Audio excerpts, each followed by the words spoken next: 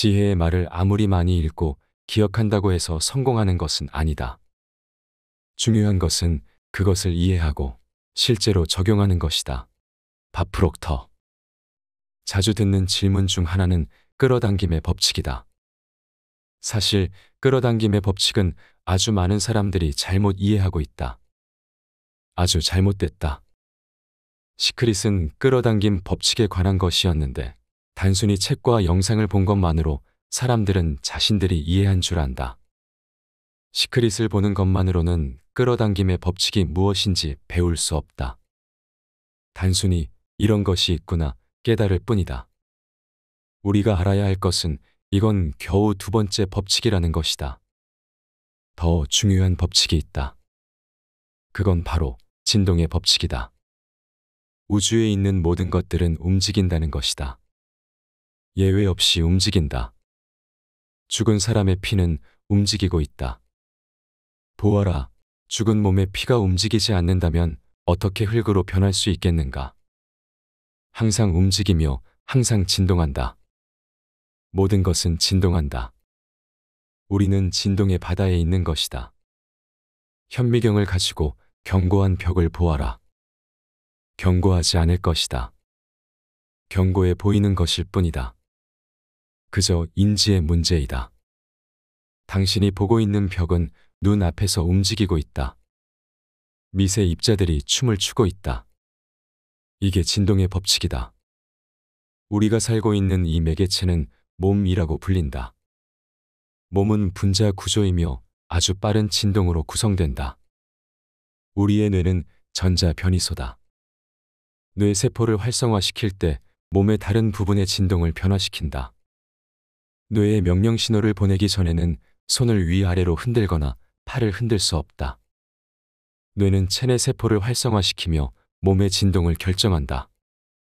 당신의 마음과 몸에 해당된 진동이 당신이 끌어당길 것을 정한다. 당신이 집중하는 것의 진동에 자신을 두면 곧 자신을 특정한 주파수에 두게 된다. 목표를 정할 때 필요한 것이다. 사람들은 목표를 정하고 일어나길 기다린다.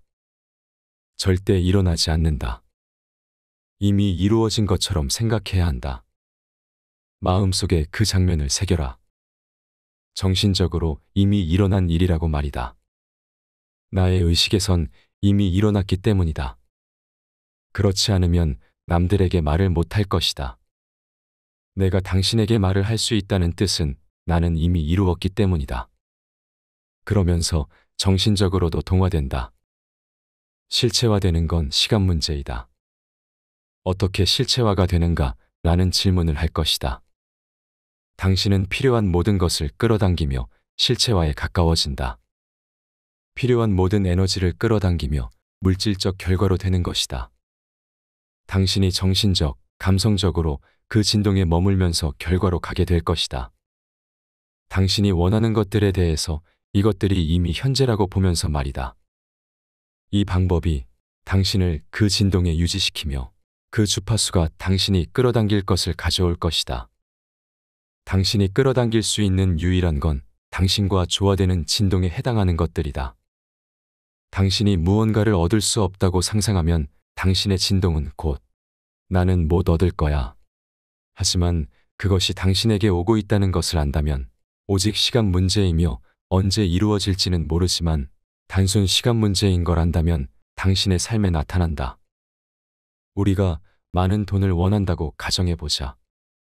많은 돈을 원한다면 부유한 자신을 볼 수 있어야 한다.